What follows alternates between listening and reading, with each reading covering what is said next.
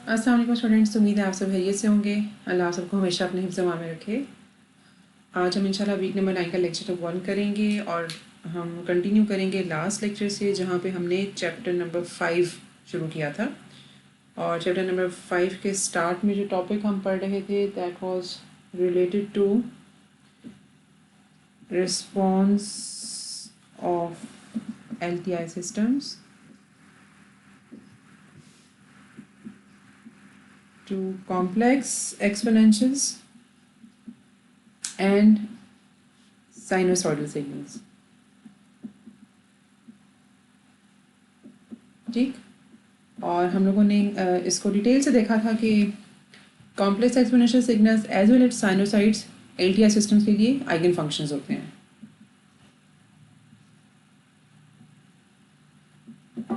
That's why when these two input signals are given to an LTI system, तो they appear at output multiplied with some constant function जिसको हम eigen value कहते हैं। ठीक है, जिस आइगन फंक्शन जिस वैल्यू से मल्टीप्लाई होकर आउटपुट पे आए उसको आइगन वैल्यू कहते हैं। ठीक हो गया। तो इसी कुछ एग्जांपल्स भी हम लोगों ने लास्ट टाइम की थी कि किस तरह से इनपुट सिग्नल की फ्रीक्वेंसी के ऊपर या उसको देखते हुए ट्रांसफर फंक्शन कंप्यूट किया जाता है। ठीक है, और फिर आप जब उसको इनपुट से मल्टीप्लाई करते हो तो यू गेट द आउटपुट। सही, जो भी हमारे इनपुट सिग्नल की फ्रीक्वेंसी है उस फ्रीक्वेंसी को हम यहाँ पुटअप करके जो भी हमारा एक्सप्रेशन है ट्रांसफर फंक्शन का या फ्रीक्वेंसी रिस्पॉन्स का, तो उससे न्यूमेरिकल वैल्यू कैलकुलेट होगी और ये numerical value multiplied with input signal will give us output at this frequency. तो हम लोगों ने सिंगल फ्रीक्वेंसी कंपोनेंट्स वाले इनपुट सिग्नल्स अज्यूम करके आउटपुट निकालनी सीखी थी। आज हम थोड़ा सा एक स्टेप और आगे जाते हैं और हम आज ये भी करना सीखेंगे कि अगर इनपुट पे एक से ज़्यादा फ्रीक्वेंसीज हैं तो आउटपुट कैसे कंप्यूट की जा सकती है। तो जिस टॉपिक से हमने आज स्टार्ट करना है that is steady state response to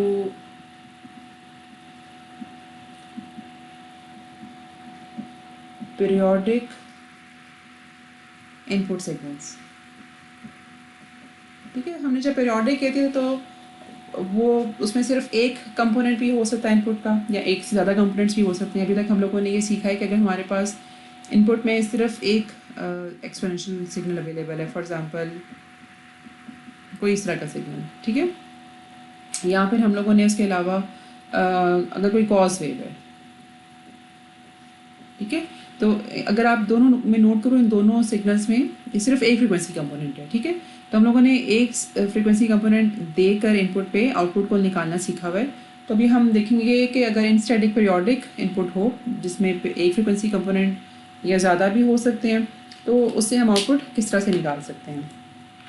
अब पीरियोडिक सिग्नल इनपुट पर देकर आउटपुट निकालने का जो प्रोसीजर है उसमें 2-3 स्टेप्स हैं। ठीक है, सबसे पहले चीज़ जो देखने वाली है वो ये है कि अगर इनपुट सिग्नल पीरियोडिक होगा तो ऑफ कोर्स उसके ऊपर DTFS अप्लाई हो सकता है। तो x ऑफ n की रिप्रेजेंटेशन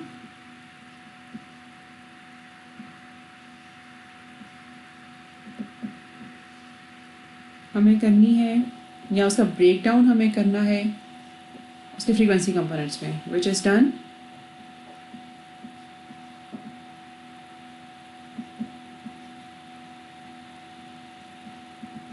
in this way।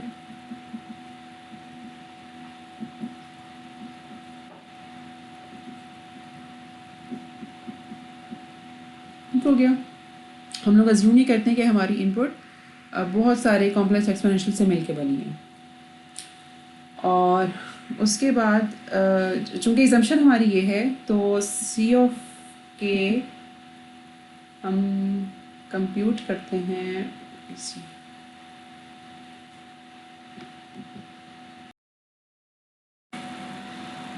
और C के कोफिशिएंट इस तरह से निकाले जाते हैं। ठीक है, x ऑफ n हमने अज्यूम किया कि it is sum of एक्सपोनेंशियल्स।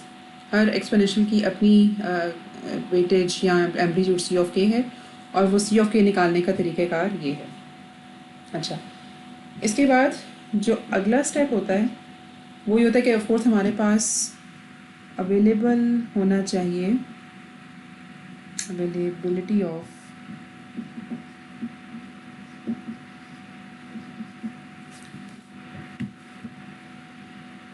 Frequency response of the system. ठीक है, एक तो हमने इनपुट दी और उसके पहले हम लोगों ने ब्रेक डाउन किया उसे कॉम्प्लेक्स एक्सपोनेंशियल में, और उसके बाद दूसरी चीज़ जो है वो हमारे पास अवेलेबिलिटी ऑफ फ्रीक्वेंसी रिस्पॉन्स होना चाहिए। उसमें हम ये करेंगे कि अब हम लोगों ने बेसिकली जो कॉम्प्लेक्स एक्सपोनेंशियल में इनपुट को ब्रेक डाउन किया है, मसलन ये कि इनपुट का जो ज़ीरोथ कंपोनेंट आया था हमारे पास वो था C0, और हम x लिख देते हैं ताकि हमें पता चले कि this C0 belongs to x। तो इसको देखते हुए हम इसके मैग्नीट्यूड को देखते हुए, क्योंकि निकला तो ये ज़ीरो फ्रीक्वेंसी के ऊपर है, इसके मैग्नीट्यूड को देखते हुए हम कंप्यूट करेंगे frequency response at omega is equal to 0। उसके बाद इनपुट का फर्स्ट नॉन ज़ीरो फ्रीक्वेंसी पे जो कंपोनेंट है,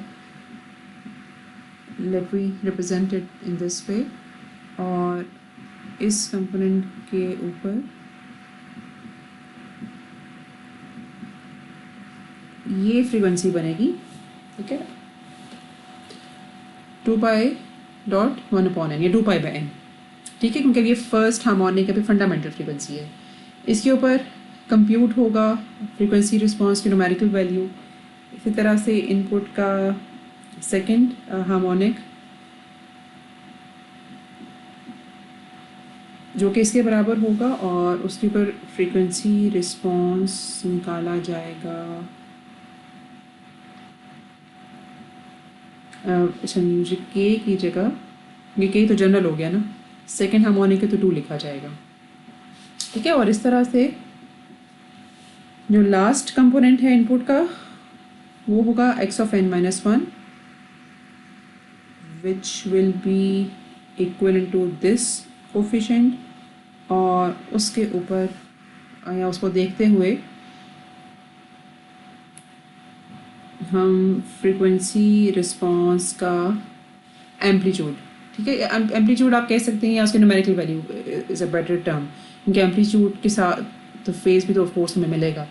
तो न्यूमेरिकल वैल्यू फ्रीक्वेंसी रिस्पॉन्स की लास्ट फ्रीक्वेंसी कंपोनेंट के ऊपर हम कंप्यूट करेंगे। ठीक है, तो हम लोगों ने यहाँ पे क्या किया कि अपने इनपुट को ब्रेक डाउन किया कॉम्प्लेक्स एक्सपोनेंशियल्स पे, और हर complex exponential including the DC component उसको हम लोगों ने बार बार पुट करके एच जे ओमेगा की इक्वेशन में, ये जो भी हमारे पास इक्वेशन आएगी, ठीक है, या जो अवेलेबल होगी या हमने निकालनी होगी, उस इक्वेशन में पुट अप करके ओमेगा की वैल्यूज़ हम लोगों ने एच ई जे ओमेगा की न्यूमेरिकल वैल्यूज़ निकाल ली यहाँ पर।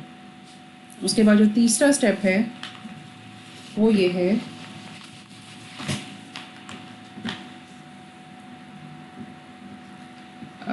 Computation of output.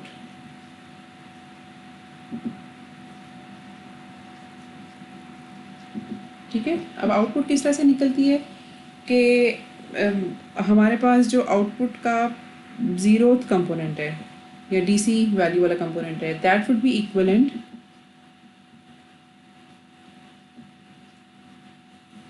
To this equation. ठीक है, इसी तरह से जो पहला कंपोनेंट है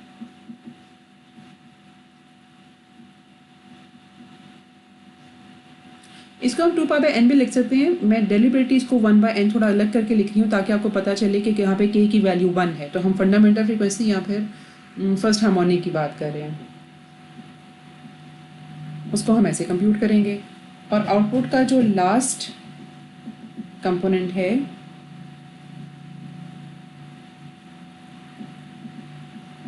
वो कंप्यूट होगा न्यूमेरिकली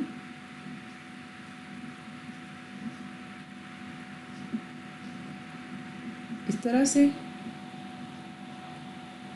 ठीक है, और फिर इन सारे कंपोनेंट्स को ऐड अप करके हमारी आउटपुट निकल आएगी। ठीक है, अभी हम जब एक न्यूमेरिकल एग्जांपल करेंगे इंशाल्लाह तो आपको थोड़ा सा और भी क्लियर हो जाएगा कि इन सारे कंपोनेंट्स को यूज़ करके हमने कलेक्टिव आउटपुट या एक कंसोलिडेटेड आउटपुट कैसे लिखनी है। तो अभी हम एक न्यूमेरिकल एग्जांपल भी इस पूरे प्रोसेस को समझने के लिए कर लेते हैं, लेकिन इन जनरल मैं एक दफ़ा से फिर बता दूं कि हम ये जो कर रहे हैं उसका मकसद ये है कि अगर हमारे LTI सिस्टम को एक पीरियोडिक सिग्नल इनपुट पे दिया जाए तो उसकी जिसमें एक से ज़्यादा फ्रिक्वेंसीज हों तो उसको हमने कैसे उसकी आउटपुट निकालनी है उस सिस्टम की।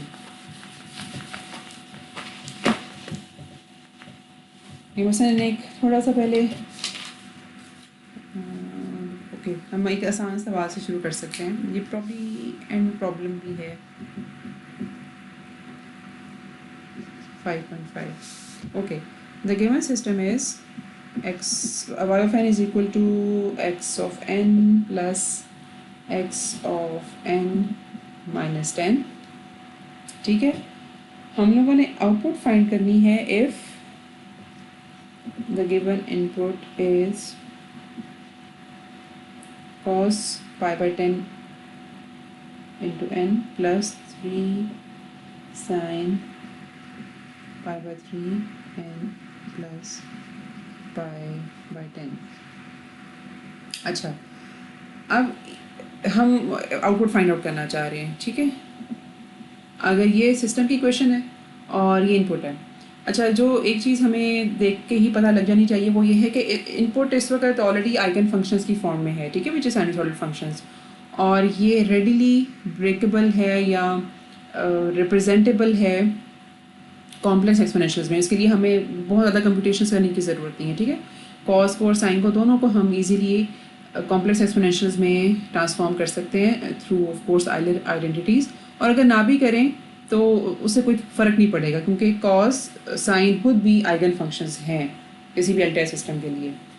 तो इसमें जो पहला स्टेप है हमारा कि जिसमें हमने इनपुट को कॉम्प्लेक्स एक्सपोनेंशियल में कन्वर्ट करना होता है वो हमारा यहाँ पे स्किप हो जाता है, उसकी ज़रूरत नहीं है। जो दूसरा स्टेप है जहाँ पे हमें फ्रीक्वेंसी रिस्पॉन्स निकालना है वो हम देख लेते हैं कि वो हम कैसे निकालेंगे इक्वेशन को देखकर। उसका एक तरीका तो बड़ा आसान सा है कि इक्वेशन के ऊपर जी ट्रांसफॉर्म अप्लाई किया जाए। तो जी ट्रांसफॉर्म अगर आप इसके ऊपर अप्लाई करो तो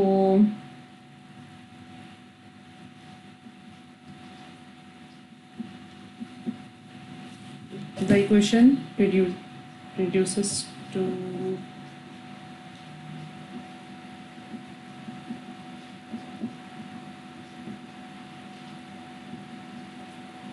दिस थिंग, ठीक है।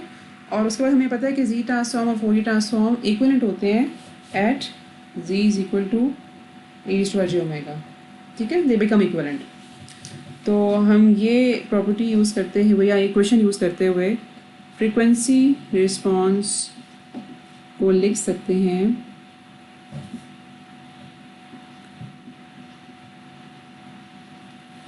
इस तरह से, ठीक है। e⁻ -10 है तो z की जगह जब e⁻j⁻ डाला तो हमारे पास ये टर्म आ गई e⁻j⁻10। ओके, अब फ्रीक्वेंसी रिस्पॉन्स की अवेलेबिलिटी के बाद हम लोगों ने अपने गिवन इनपुट सिग्नल को देखते हुए फ्रीक्वेंसी रिस्पॉन्स की न्यूमेरिकल वैल्यूज़ फाइंड आउट करनी है उन फ्रीक्वेंसीज़ पे जो इनपुट सिग्नल में मौजूद हैं। ओके, तो वो हम इस तरह से करेंगे।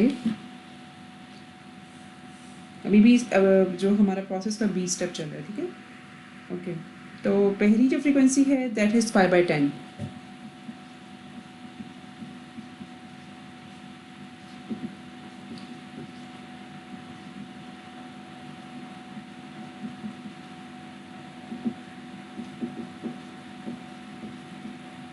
तो यहाँ पर जो रिस्पॉन्स है basically that comes out to be 0 अगर हम इसको न्यूमेरिकली सॉल्व करें तो। और उसके अलावा हमारे पास दूसरी फ्रीक्वेंसी है that is pi by 3।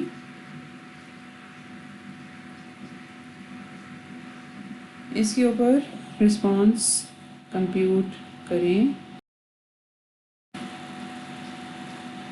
This answer which is convertible to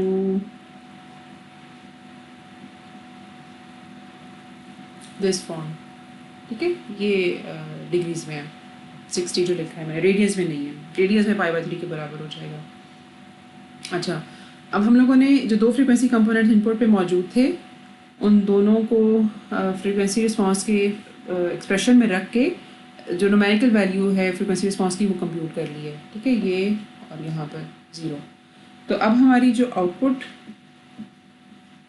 होगी, क्योंकि जो इनपुट का कंपोनेंट कोसाइन π/10n था वो तो 0 के साथ मल्टीप्लाई होने की वजह से 0 हो गया, ठीक है। फिर दूसरा कंपोनेंट है उसका अपना मैग्नीट्यूड 3 था और न्यूमेरिकल वैल्यू जो फ्रीक्वेंसी रिस्पांस की है at this frequency π/3 that comes out to be 1, तो मैग्नीट्यूड 3 रहेगा और बाकी हम उसको लिखेंगे इस तरह, ठीक है, +60 क्योंकि यहाँ पर एंगल की का जो साइन है वो पॉजिटिव है, दैट्स वाई, ठीक है, 60 डिग्रीज। तो ये आउटपुट हमारी इस तरह से निकलेगी, ठीक है। अगर हमारे पास ये नॉन ज़ीरो कंपोनेंट होता तो ऑफ कोर्स कोसाइन का कंपोनेंट भी यहाँ पर अपीयर हो रहा होता। अच्छा, अब ये तो हम लोगों ने एक ऐसी इनपुट के साथ अपनी इस एग्जांपल को सॉल्व किया है जो कि रेडिली ब्रेकेबल थी कॉम्प्लेक्स एक्सपोनेंशियल्स में। अब अगर हमारे पास कोई मैथमेटिकल इक्वेशन अवेलेबल नहीं है इनपुट सिग्नल की, इंस्टेड कोई डायग्राम के थ्रू सिग्नल अवेलेबल है, ऑफ कोर्स पीरियोडिक की हम बात कर रहे हैं क्योंकि पीरियोडिक सिग्नल ही एक्सप्रेस किया जा सकता है कॉम्प्लेक्स एक्सपोनेंशियल्स में। तो फिर हम एक सवाल ज़रा उस तरह भी करके देख लेते हैं कि उस सूरत हाल में हम कैसे इस प्रॉब्लम को सॉल्व कर सकते हैं।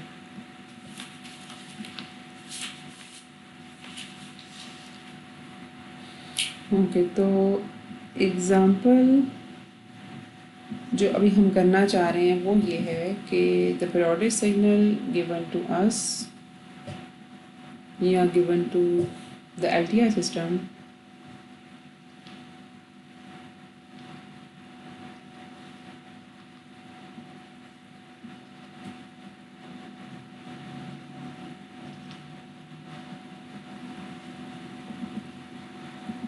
ये है, ठीक है।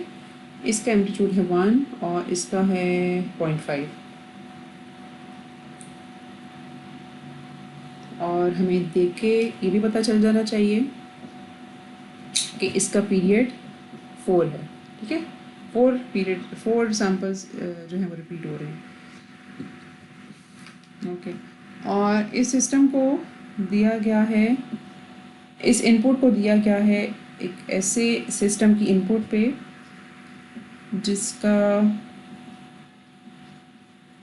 जिसकी डिफरेंस इक्वेशन इस तरह से एक्सप्रेस की जा सकती है, ठीक है। तो इस इनपुट को हमने इस सिस्टम के इस इनपुट या इस सिग्नल को हम लोगों ने इस सिस्टम के इनपुट पे दिया है और अब हम लोग आउटपुट फाइंड आउट करना चाह रहे हैं। एक बात जो कि मेरा ख्याल है आप लोगों को उसका अंदाज़ा हो चुका होगा, लेकिन फिर भी मैं एक दफ़ा दोबारा बताऊं कि हम जब पीरियोडिक सिग्नल्स देते हैं एलटीआई सिस्टम्स की इनपुट पे,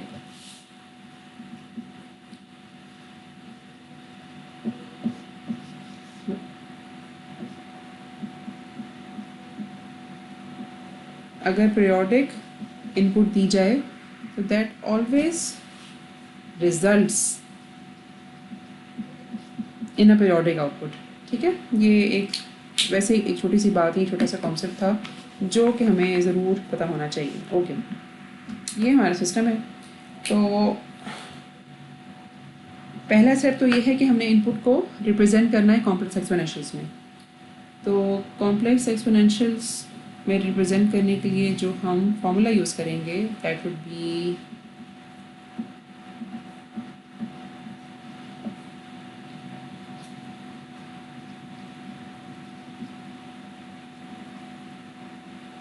दिस वन, ठीक हो गया।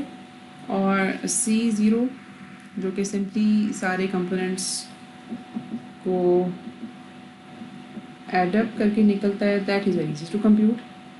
0.3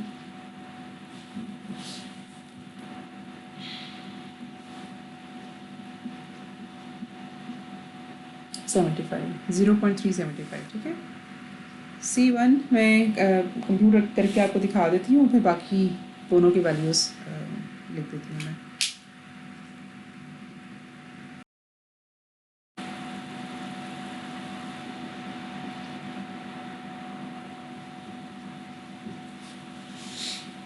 के की वैल्यू यहाँ पे 1 है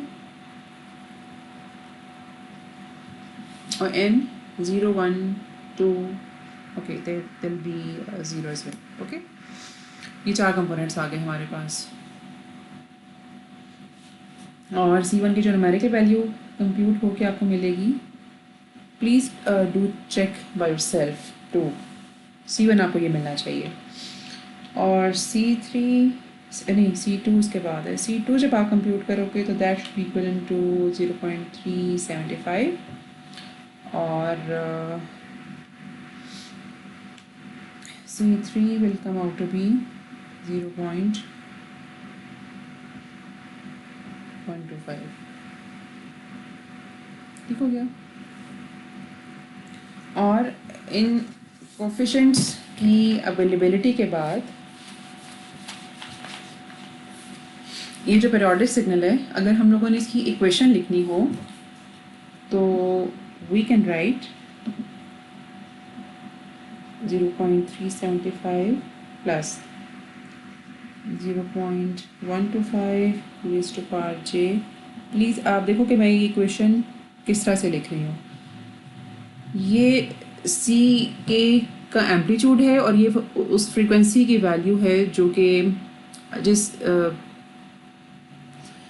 जिसके साथ बेसिकली एम्पलीट्यूड अटैच्ड होगा या जो इस एम्पलीट्यूड के साथ अपेयर होगा। ठीक है, C1 उसका एम्पलीट्यूड ये होगा और उसकी फ्रीक्वेंसी होगी। यहाँ पे के की वैल्यू 1 है। ठीक है, प्लस अब C2 का एम्पलीट्यूड और C2 जिस कॉम्प्लेक्स एक्सपोनेंशियल के साथ एसोसिएटेड है, अब हम उसकी फ्रीक्वेंसी लिखेंगे। That would be like this. ठीक है, और लास्ट फ्रीक्वेंसी कंपोनेंट जो इसमें मौजूद है, ये उसकी फ्रीक्वेंसी और ये उसका एम्पलीट्यूड। ठीक है, तो ओवरऑल ये जो x ऑफ n है पीरियोडिक सिग्नल, उसको हम इक्वेशन के थ्रू इस तरह से लिख सकते हैं। ठीक है, this was just to give you a concept कि हम लोगों ने जो कोफिशिएंट C1 C2 C3 निकालने हैं, इनका मकसद क्या है, इसको हम इस्तेमाल कैसे करते हैं। तो हम हमारे लिए बेसिकली ये जो कोफिशिएंट्स है इसके that are enough for us. ठीक है, अच्छा, अब ये कोफिशिएंट्स में ब्रेक डाउन के बाद हमारा दूसरा स्टेप ये है कि हम फ्रीक्वेंसी रिस्पॉन्स निकालना चाहते हैं। तो वो जो डिफरेंस इक्वेशन हमें गिवन है उसको ही यूज़ करके हम लोगों ने फ्रीक्वेंसी रिस्पॉन्स निकालना है। And the transfer function would B 1/1 + 2 z inverse. और अगर इसको देखते हुए फ्रीक्वेंसी रिस्पॉन्स लिखा जाए तो वो बराबर होगा इसके। ठीक हो गया।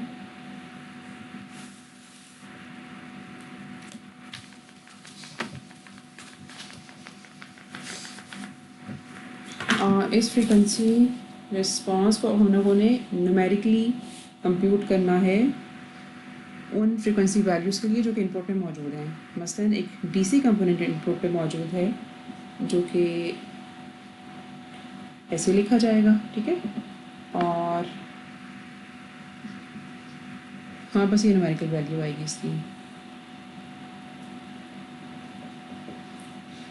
जो दूसरा फ्रीक्वेंसी कंपोनेंट है that is something like this 2π/4 या π/2। और उसको कंप्यूट करने के लिए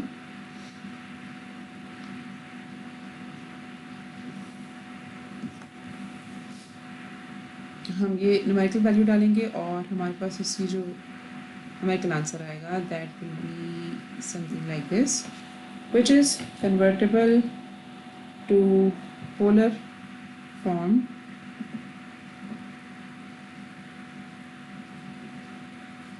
through this representation। ठीक है, ये मैंने डिग्रीज में लिखा है। और जिस वक्त हम निकालेंगे तीसरे frequency component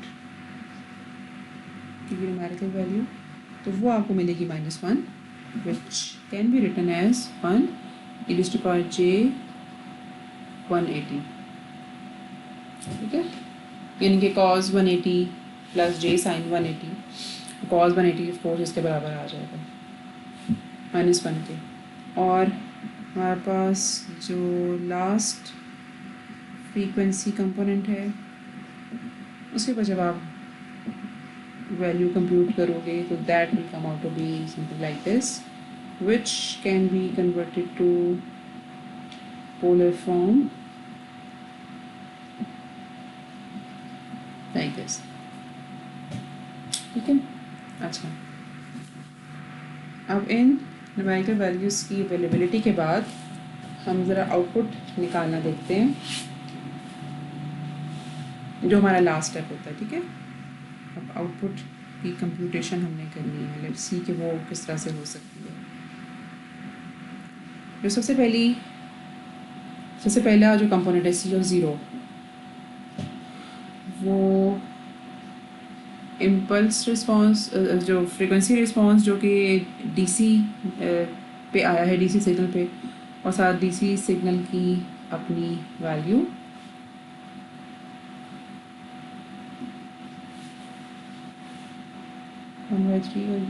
this was perhaps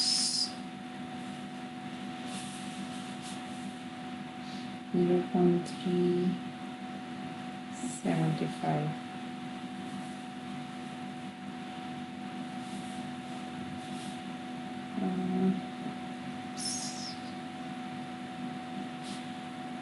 ठीक हो गया।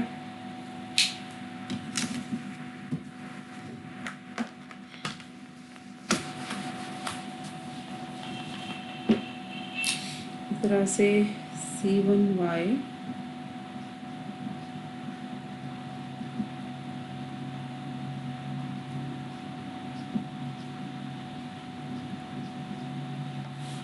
इस तरह से निकलेगा। और अभी हम सिर्फ एम्पलीट्यूड्स इस्तेमाल करके ये वाला एक्सप्रेशन लिखेंगे। इसी तरह से C2Y 0. This should not be 0.2236. This should be 0.055. This should be 0.375. और जो लास्ट कंपोनेंट है इट शुड बी 0.055। ठीक है, तो अब output can be expressed in a mathematical form which is like this 0.2 pi by 4 and अब आप इसको एक्चुअली pi by 2 भी लिख सकते हो। मैं सिर्फ समझाने के लिए ऐसे लिख रही हूँ, otherwise of course it is equal to pi by 2 plus 63.43 जो उसमें फेज चेंज आया है। ठीक हो गया, plus 0.375 e to the power j, मसलन अब ये पाई n हम इसको लिख सकते हैं, ये उसमें फेज चेंज होगा। और finally 0.055 e to the power j 3 pi by 2n minus 63.43।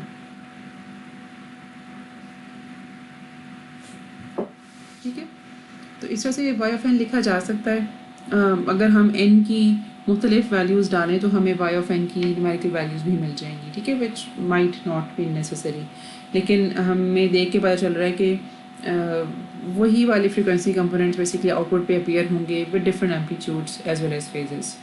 तो हम लोगों ने इस टॉपिक में सीखा ये है कि periodic inputs always results in periodic output. ठीक है, एक इम्पॉर्टेंट बात ये है। और दूसरी इम्पॉर्टेंट बात ये है कि जो पीरियोडिक इनपुट है उसको हम किस तरह से मतलब क्वेश्चन कैसे सॉल्व करें आउटपुट निकालने के लिए। तो एक तो हमारे पास सवाल की नौयत ये हो सकती है कि input is expressed in some mathematical form. वो mathematical form obviously complex exponential या कॉस साइन के ऊपर बेस कर रही होगी, या फिर दूसरी चीज़ ये हो सकती है कि हमें कोई उसकी पिक्टोरियल रिप्रेजेंटेशन है हमारे पास। ठीक है, कोई डायग्राम है उसकी, तो उस पिक्टोरियल रिप्रेजेंटेशन को फिर हम लोगों ने मैथमेटिकल फॉर्म में एक्सप्रेस करना होता है, विच इज़ थ्रू DTFS। ठीक है, DTFS अप्लाई करके उस मैथमेटिकल फॉर्म में हम लेके जाते हैं। फिर जितने भी फ्रिक्वेंसी कंपोनेंट्स इनपुट पे मौजूद हैं उनको इस्तेमाल करके न्यूमेरिकल वैल्यूज़ निकलती हैं फ्रीक्वेंसी रिस्पांस की। फिर वो वाले फ्रीक्वेंसी रिस्पांसेस मल्टीप्लाई होते हैं कॉरस्पॉन्डिंग कॉम्प्लेक्स एक्सपोनेंशियल्स के साथ to give out components in output, और फाइनली हम उन सारे कोफिशिएंट्स को यूज़ करके आउटपुट लिखते हैं। Okay, which as I said is again a periodic signal.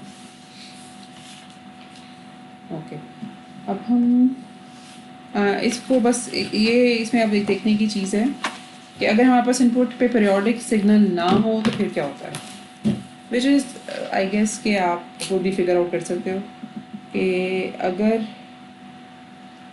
Late me write a topic first, फिर हम आगे चलते हैं।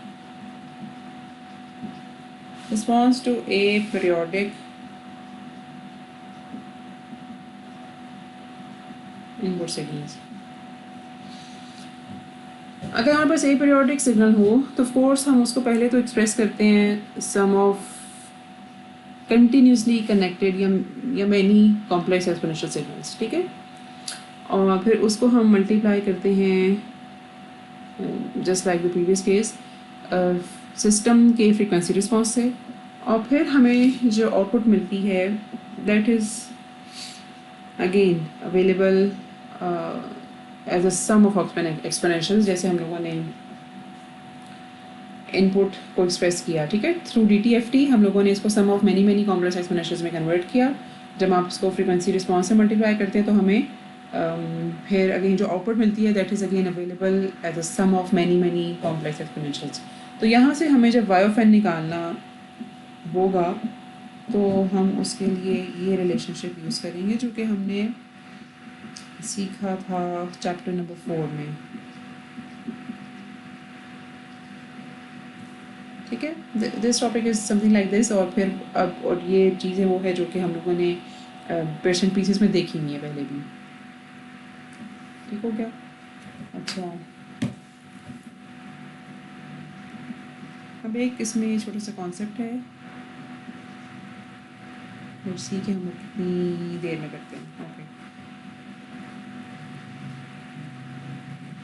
Frequency response of system with rational system function. System function is same as frequency response. ठीक है, दोनों terms use होती हैं। frequency response of a system with rational system function. Okay, हम लोगों को ये पता है कि इम्पल्स रिस्पॉन्स अगर हमारे पास गिवन हो तो हम लोगों ने हम कैसे उसे किस मैथमेटिकल रिलेशनशिप को यूज़ करके उसको ट्रांसफर फंक्शन में कन्वर्ट कर सकते हैं। ठीक है, which is given as this. ठीक है, और हमें ये भी पता है कि एट यूनिट सर्कल मतलब वैसे तो z एक कॉम्प्लेक्स नंबर है तो ऑफ कोर्स z को हम इस तरह से लिख सकते हैं, और z को एक्चुअली लिखते ही इस तरह से हैं, लेकिन अगर हम यूनिट सर्कल की बात कर रहे हैं एट यूनिट सर्कल, वहाँ पे z को हम इस तरह से लिख सकते हैं। ठीक है, because r becomes 1 and we know that at unit circle हमारा जो ट्रांसफर फंक्शन है, ठीक है, that becomes equal to frequency response function, मतलब जो उनका मैथमेटिकल एक्सप्रेशन है वो इक्वलेंट हो जाता है। क्यों? क्योंकि यूनिट सर्कल के ऊपर h of z is basically same numerical value की उनकी बात कर रही हूँ, that becomes equal to frequency response या h e for j omega. ठीक है, अच्छा,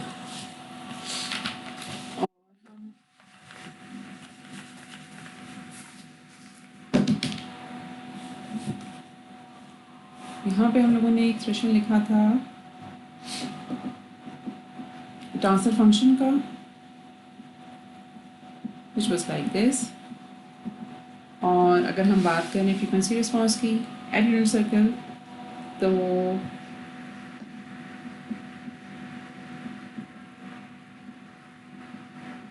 that is given as which is understandable अगर z की वैल्यू या z को मैथमेटिकली रिप्रेजेंट किया जाए e⁻j⍵ से, तो these two expressions become equivalent. और आप लोगों को शायद थोड़ा सा जहन में ये भी हो कि फ्रीक्वेंसी रिस्पांस हम एक्सप्रेस कर सकते हैं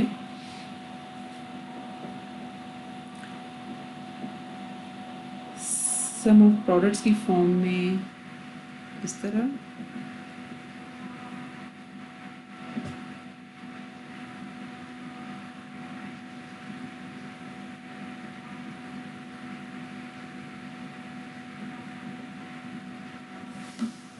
हो गया कि बेसिकली दो न्यूमरेटर एज वेल डिनोमिनेटर दोनों में वेरी कर रहा है, प्रेजेंट कर रहा है कि इनपुट के कितने कोफिशिएंट्स हैं, ठीक है, m, और आउटपुट के कितने डिलेड कंपोनेंट्स इस्तेमाल हो रहे हैं सिस्टम में, they are n must be always greater than m to ensure a rational expression, ठीक है। n m बराबर भी होंगे तो it would be an improper expression या function, okay, because we always want a of 0 to be 1, we always want this, तो ये expression reduce होके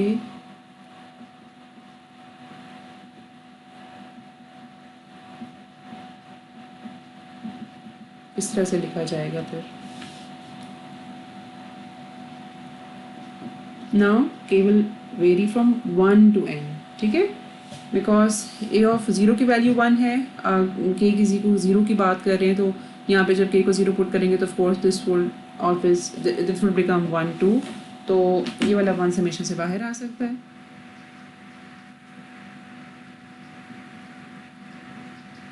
ठीक है, जी ट्रांसफॉर्म पढ़ने की वजह से या DTFS पढ़ने की, वो जो चैप्टर 4 में हम लोगों ने पढ़ा था, थोड़ा सा आप लोगों के जहन में होगा कि जो न्यूमरेटर है उसमें इनपुट के डिलेड कंपोनेंट्स और उसके कोफिशिएंट्स b ऑफ केस, और डिनोमिनेटर में आउटपुट के n डिलेड कंपोनेंट्स और उनके रिस्पेक्टिव कोफिशिएंट्स, इनका रेशियो है, ठीक है। और ये जो इस वक्त एक्सप्रेस्ड है फ्रीक्वेंसी रिस्पांस, ये बेसिकली सम ऑफ प्रोडक्ट्स की फॉर्म में एक्सप्रेस्ड है, और अगर हम b0 को कॉमन ले लें यहाँ पर, तो इसको प्रोडक्ट्स ऑफ सम की फॉर्म में भी लिखा जा सकता है। और ये हम करते रहे हैं जिस वक्त हम लोगों ने इन्वर्स जी ट्रांसफॉर्म लगाना सीखा था, उस वक्त हम रूट्स निकालते थे। न्यूमरेटर की तो रूट्स निकालने की ज़रूरत नहीं होती थी इन्वर्स जी ट्रांसफॉर्म के लिए, डिनोमिनेटर के रूट्स निकालते थे हम और उसको फिर प्रोडक्ट ऑफ सम्स की फॉर्म में एक्सप्रेस करते थे, लेकिन वो चूँकि न्यूमरेटर के लिए भी हो सकता है तो यहाँ पे न्यूमरेटर के लिए भी लिखा गया है, ठीक है।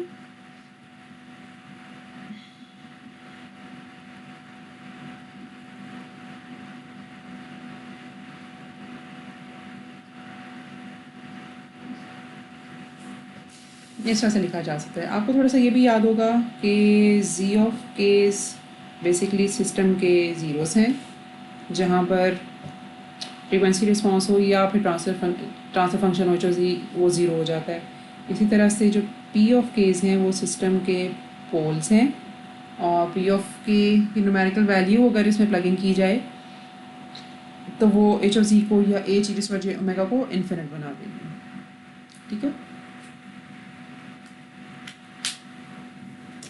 अब जी के और पी के हम लोगों ने पहले भी इसको देखा है कि ये रियल भी हो सकते हैं और ये कॉम्प्लेक्स भी हो सकते हैं, जीरोस भी और पोल्स भी। और अगर ये जीरोस और पोल्स रियल हों तो ऑफ कोर्स हमारे पास जो ये वाला एक्सप्रेशन है तो ऑलरेडी एक कॉम्प्लेक्स नंबर है ही, तो एच e⁻j⍵ या इन जनरल एक rational frequency response is more likely to be a complex number. Okay, अब हम लोगों ने इसमें जो छोटा सा कॉन्सेप्ट है यहाँ पर समझने के लिए कि sometimes we want to compute frequency response का square for some reason and this might give the power entities of the system, तो हम ये कंप्यूट करना चाहते हैं। तो बेसिकली जैसे मैंने आपको बताया कि इक्वेशन लिख कर कि frequency response is more likely a complex number, तो हमें पता है कि कॉम्प्लेक्स नंबर का अगर हम मैग्नीट्यूड लेके स्क्वायर लें तो that is always equivalent to the complex number multiply by its conjugate. ठीक है, तो ये जो प्रॉपर्टी है ये होल्ड करती है किसी भी कॉम्प्लेक्स नंबर के लिए।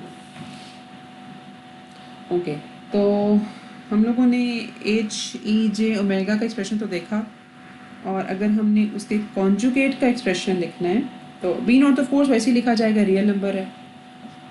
तो यहाँ पे अब जो जो कॉम्प्लेक्स नंबर अपेयर हो रहा था वो सारे के सारे नंबर्स अब कॉन्जुगेट के साथ अपेयर होंगे। मसलन जी ऑफ के, दिस शुड बी माइनस है, जी ऑफ के का कॉन्जुगेट यहाँ पे अपेयर हो रहा होगा। E raise to power minus j omega था, अब वो जी ओमेगा बन जाएगा। ठीक है, इसी तरह से यहाँ पर पोल्स का भी कॉन्जुगेट अपियर होगा, और e raise to power minus j omega conjugate होकर e raise to power j omega बन जाएगी। ठीक है, ये हम लोग एक्सप्रेशन लिख रहे हैं ई जी ओमेगा या फ्रीक्वेंसी रिस्पॉन्स के कॉन्जुगेट का। ठीक है, this is carried over here. और ये हम क्यों निकाल रहे हैं, क्योंकि हमें ये कंप्यूट करने के लिए, फ्रीक्वेंसी रिस्पॉन्स के मैग्नीट्यूड का स्क्वायर कंप्यूट करने के लिए कॉन्जुगेट चाहिए। ठीक हो गया। और अब अगर इसको हम कंपेयर करें या रिलेट करना चाहें एच ऑफ जी के टर्म्स में, तो हमें ये देख के पता चल रहा है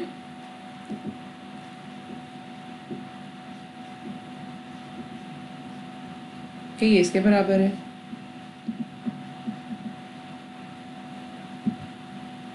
ठीक है, where Z is equal to e raise to power j omega. इस बात का मतलब ये है कि अगर हम इस एक्सप्रेशन को ट्रांसफर फंक्शन की फॉर्म में लिखना चाहें, ठीक है, कि हमारे पास फ्रिक्वेंसी रिस्पॉन्स है, फ्रिक्वेंसी रिस्पॉन्स का कॉन्जुगेट एक्सप्रेस हुआ है। अगर इस सारी के सारे एक्सप्रेशन को हम ट्रांसफर फंक्शन की फॉर्म में एक्सप्रेस करना चाहें तो of course e raise to power j omega की जगह तो जी आएगा। ठीक है, बाकी जो ज़ीरोस हैं वो कॉन्जुगेट के साथ और पोल्स भी कॉन्जुगेट के साथ अपियर तो हो रहे होंगे। ओरिजिनल में जी इन्वर्स है, और यहाँ पर जी अपियर हो रहा होगा, मतलब अगर हम कॉन्जुगेट की बात करें तो फिर जी अपियर हो रहा होगा। अगर कॉन्जुगेट ना हो, सिंपल एच ऑफ जी हम लिखना चाहें, सिंपल एच ऑफ जी में यहाँ पे जी इन्वर्स है। ठीक है, तो अगर इस चीज़ को देखते हुए कि यहाँ पर कॉन्जुगेट लेने से जी आ रहा है, तो बेसिकली इस इक्वेशन को हम इस तरह से भी रिप्रेजेंट कर सकते हैं, सच दैट के जी इसके बराबर है। ओके, पीसी के आपके वाला कॉन्सेप्ट जो है वो समझ आए। तो इसका मतलब ये है कि एक तो हम लोगों ने ये क्वेश्चन लिखी, ठीक है, जो कि फ्रीक्वेंसी रिस्पॉन्सेस के लिए और ट्रांसफर फंक्शंस के लिए अगर हम लिखना चाहें तो that would be something like this. ठीक है, अब ये इस चीज़ की बेसिकली बराबर है। ठीक है, e raise to power j omega की जगह अलबत्ता जी आएगा, लेकिन ये कैसे आया आपको थोड़ा सा इसको देखने की ज़रूरत है। ठीक है, आगे हम लोगों ने करनी है एक न्यूमेरिकल एग्जांपल जहाँ पे हमें फ्रीक्वेंसी रिस्पॉन्स का स्क्वायर कंप्यूट करना है।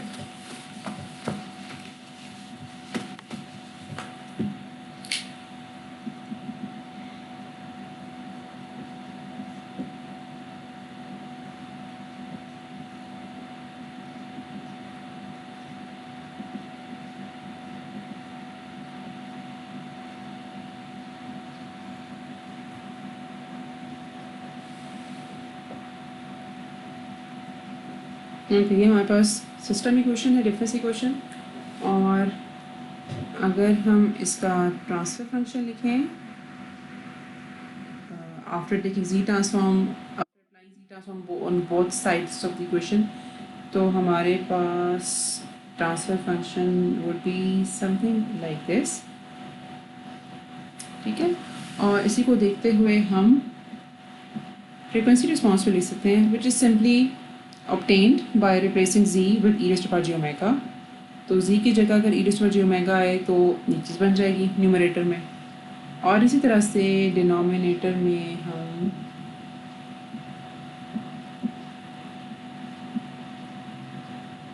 ये e raised to power -j2 omega लिख सकते हैं। ठीक है, अब रिक्वायरमेंट हमारी ये है कि हम कंप्यूट करना चाहते हैं ये चीज़, और ये इक्विवेलेंट है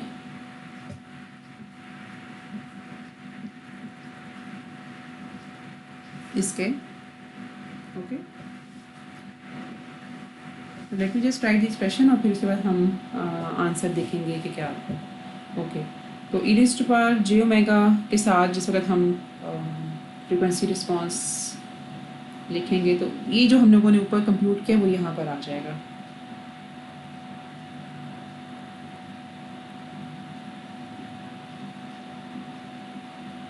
ठीक है, एक दफ़ा ये तो बेसिकली हम लोगों ने e raise to power j omega लिखा है, H e raise to power j omega. अब हमने इसे कॉन्जुगेट लिखना है, तो कॉन्जुगेट में जहाँ जहाँ पे हमें कॉम्प्लेक्स एक्सपोनेंशियल नज़र आ रहे हैं, कोई भी कॉम्प्लेक्स नंबर नज़र आ रहा है, बेसिकली उसका कॉन्जुगेट हम लिखेंगे। तो 1 plus e raise to power j omega, ठीक है, और नीचे आ जाएगा 1 plus 0.1 e raise to power j omega minus 0.2 e raise to power 2 j omega, ठीक है, e raise to power 2 j omega. अब इनको जब मल्टीप्लाई करेंगे तो आपके पास इनपुट पे अपीयर होगा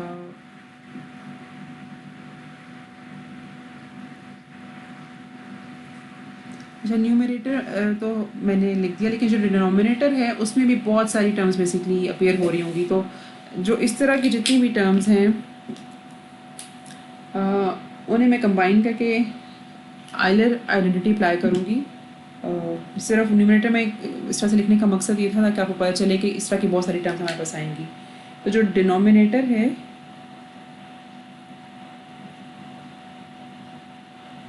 उसमें जब हम ये सारी टर्म्स कंबाइन करेंगे और उसके साथ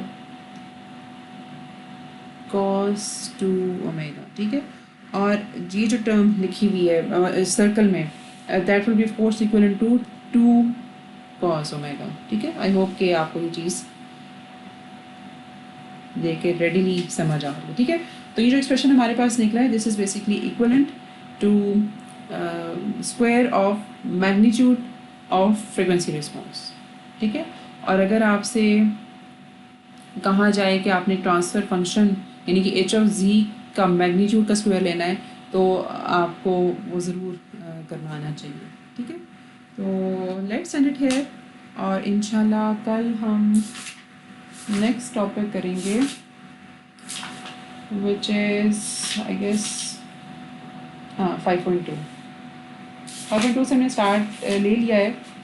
ओके, एक frequency response function it is very interesting topic है। हम अगर पोल्स और ज़ीरोज़ की लोकेशन को देखकर ये पता करने की कोशिश करेंगे कि सिस्टम का रिस्पांस कैसा बनेगा, ठीक है। तो इंशाल्लाह फिर अगले टॉपिक